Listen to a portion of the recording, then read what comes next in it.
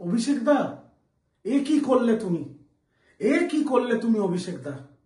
How how করে কাঁদছে, নিজের গালে চড় মারছে, দেওয়ালে গিয়ে মাথা ঠুকছে। তৃণমূল কংগ্রেস নয়, বামফ্রন্ট।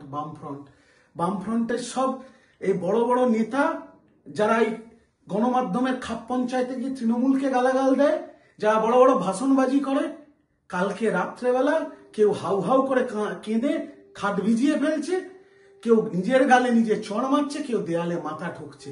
কি করলে অভিষেক দা তুমি? এটা কি করলে? কেন বলছি, কিছু ছবি দেখুন, তারপর আসছি।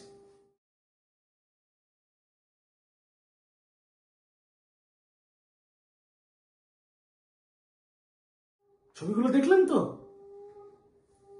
কেরলের এলডিএফ, লেফট ডেমোক্রেটিক পার্টি মানে বামফ্রন্ট, কেরল বাম দলের দুবারের নীলাম্বুর বিধানসভার বিধায়ক PV আনওয়ার সাহেব গতকাল তৃণমূল কংগ্রেসের জাতীয় সাধারণ সম্পাদক অভিষেক বন্দ্যোপাধ্যায়ের হাত ধরে তৃণমূল কংগ্রেস পরিবারে সামিল হয়েছেন।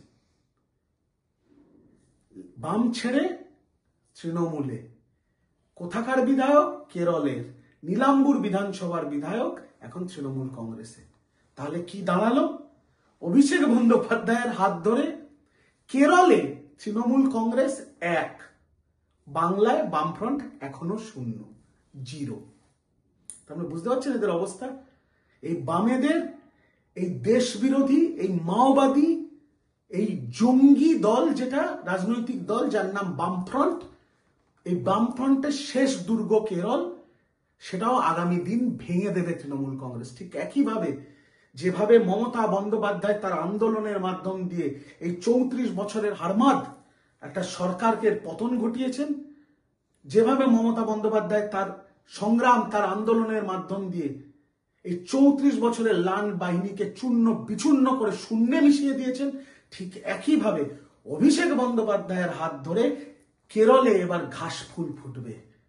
কেরলে তৃণমূলের বিধায়ক সংখ্যা বাড়বে, কিন্তু বাংলায় বামফ্রন্ট সেই 0 ছিল, 0 আছে, 0ই থাকবে। আগামী দিনে দেখবেন মহাশূন্যে মিলিয়ে যাবে। এই হারমাদদের কেউ চায় না, এই হারমাদদের কেউ পছন্দ করে না।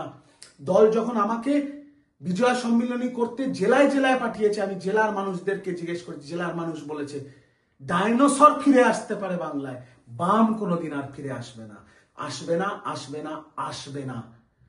আর তার রাজনৈতিক বিশ্লেষণে যদি যাই, তাহলে এই পাকা চুলোলা বাম হারমাদগুলো কিছু কচি মাখুনিদের দাঁড় করিয়েছিল লোকসভায়, আর বাম অতি বাম মিলে এই উপনির্বাচনে কিছু পচা মালদের দাঁড় করিয়েছিল। রেজাল্ট দেখেছেন তো?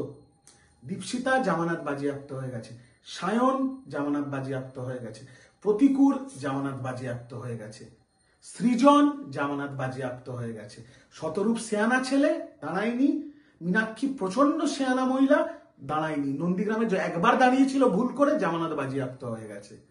উপনির্বাচনে কিছু অতি বাম পচা মাল, কিছু মাওবাদীদের দাঁড় করিয়েছিল, বাংলার মানুষ হেরে ভূত করিয়ে জামানত বাজেয়াপ্ত করে দিয়েছে সবকটার।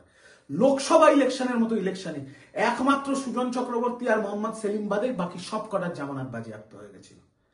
তার মানে বাংলায় বাম 0 ছিল, 0 আছে, 0 থাকবে, 2026-এর পর মহাশূন্যে মিলিয়ে যাবে। আর কেরলে তৃণমূল 1 থেকে শুরু হয়। অভিষেক ব্যানার্জির হাত ধরে কেরলে তৃণমূল 1, আগামী দিনে বামেদের লাস্ট ঘাঁটি, শেষ দুর্গ ভেঙে চুরচুর করে শূন্যে মিশিয়ে দেবে তৃণমূল কংগ্রেস, মমতা বন্দ্যোপাধ্যায়ের নেতৃত্বে অভিষেক বন্দ্যোপাধ্যায়। তাই আজকের ভিডিওর একটাই স্লোগান, কেরলে তৃণমূল 1, বাংলায় বামফ্রন্ট এখনো 0। কেরলে তৃণমূল 1, বাংলায় বামফ্রন্ট এখনো 0। এরা 0ই থাকবে। এদের যত বড় বড় ফুটানি শুধু টিভি চ্যানেলের পর্দায়, এছাড়া এদের কোনো কাজ নেই। অপ্রাসঙ্গিক, হারমাদ, মাওবাদী, জঙ্গি দিয়ে ভরপুর একটা সংগঠন যার রাজনৈতিক নাম বামফ্রন্ট। তাই বাংলার মানুষের কাছে আমি চিরকৃতজ্ঞ এদের চিরদিনের জন্য বিদায় দেওয়ার জন্য। আপনারা আজকের এইটুকুই, আবার আগামীকাল দেখা হবে নতুন ভিডিও নিয়ে, ঠিক সন্ধ্যে 8টার সময়। যেরকম রোজ দেখা হয়। ভালো থাকবেন, সুস্থ থাকবেন, ভালো রাখবেন, আশীর্বাদ করবেন। দেশনেত্রী দলনেত্রী মমতা বন্দ্যোপাধ্যায় জিন্দাবাদ। ছাত্র যুব নয়নের মণি আমার লিডার অভিষেক বন্দ্যোপাধ্যায় জিন্দাবাদ। তৃণমূল কংগ্রেস জিন্দাবাদ। জয় বাংলা, জয় বাংলা।